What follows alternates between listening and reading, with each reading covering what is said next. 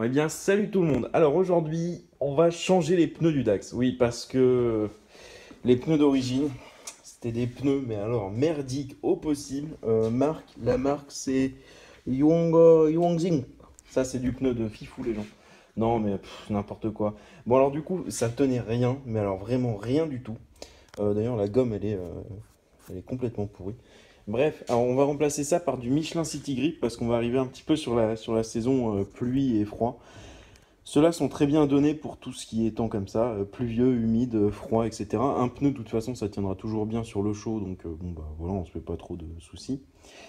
Nous, on a de la chance parce que mon père s'est fabriqué une petite machine en fait pour décoller les pneus des jantes.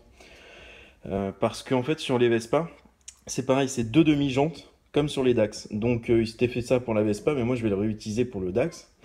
Ça va être super pratique parce que les pneus sont vraiment bien collés sur les jantes une fois qu'ils sont gonflés depuis longtemps. Donc ça c'est vachement pratique. Et de la graisse de montage tout simplement parce que le pneu il se met jamais très bien sur la jante quand on le monte. Et ensuite quand on va le gonfler, la graisse ça va permettre au pneu en fait de glisser sur la jante et de bien se coller comme il faut. Voilà, donc pour l'instant on va démonter le moyeu de la jante. Parce que la jante, regardez, la jante est prise sur le moyeu central, là, par ces 4 boulons. Donc on va démonter ça. Et ensuite, on va s'amuser à décoller, enfin à démonter la demi-jante. Du coup, elle est en train de démonter les boulons du moyeu. Du coup, oui, aussi, une petite précision, c'est que sur les Dax 50, en tout cas, je ne me rappelle plus pour les 125, mais pour les Dax 50, la dimension du pneu avant-arrière, c'est 100-110. Et donc là, on a choisi de lui mettre du 100-120. Donc à l'arrière, elle aura du 120 au lieu du 110. Bon, dans l'absolu, c'est pas très grave. C'est juste qu'il n'y avait que cette dimension-là pour les Michelin City Grip. Voilà. Donc, bon, c'est pas grave, hein, il y aura 5 mm de plus de chaque côté du pneu, ça n'a jamais tué personne. Hein.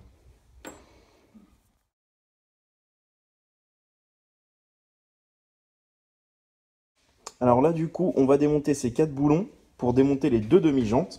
Et alors, avant de faire ça, n'oubliez pas de dégonfler votre pneu parce que sinon, il va vous arriver des bricoles.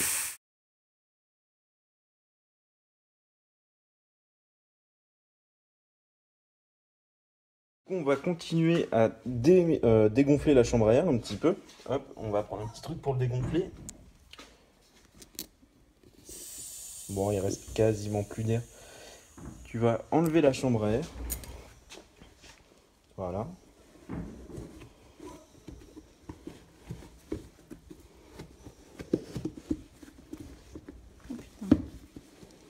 C'est dur. Hein.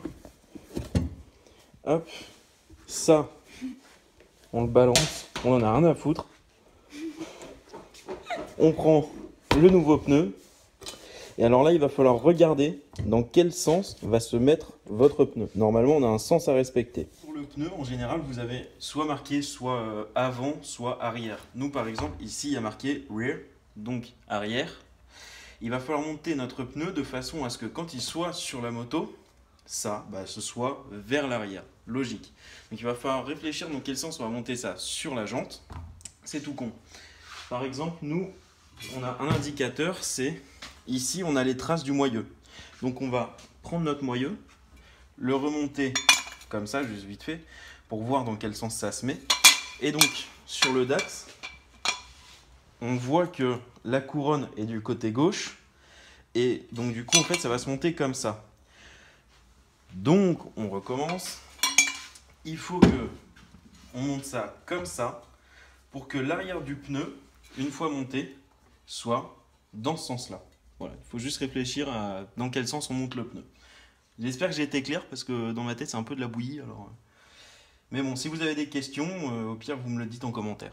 Alors si vous n'en avez pas, essayez de trouver quelque chose qui va faire glisser le pneu. De la graisse par exemple. Nous on a de la graisse exprès pour le montage des pneus. Donc je vais faire mon crado, j'en prends avec les doigts, c'est pas grave. Et je viens en mettre partout sur le bord de mon pneu qui va être en contact avec la jante. De façon à ce que quand on va le monter, le pneu glisse bien sur la jante et que ça se monte parfaitement. Faites attention qu'il n'y ait pas de pli sur votre chambre à air, sinon ça va être problématique. Quand vous allez le gonfler, vous arrivez des bricoles aussi. Voilà. Maintenant que la chambre à air est bien mise, on va tout simplement remonter et nettoyer d'abord. Hop. On va remonter notre demi-jante. Je sais plus comment ça s'appelle. Il me semble que ça s'appelle une flasque, mais j'ai un doute. Hop. On remet la valve dans le trou prévu à cet effet. Et on remonte tout ça. Et une fois que c'est remonté, vous n'oubliez pas de mettre vos 4 écrous, vous serrez en croix, comme une culasse par exemple. Et on peut le regonfler. En le regonflant, le pneu va se remettre tout seul sur la jante. Voilà.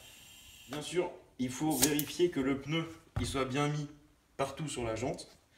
Et une fois que vous avez vérifié qu'il est bien mis, vous pouvez le gonfler à la pression prescrite par le constructeur.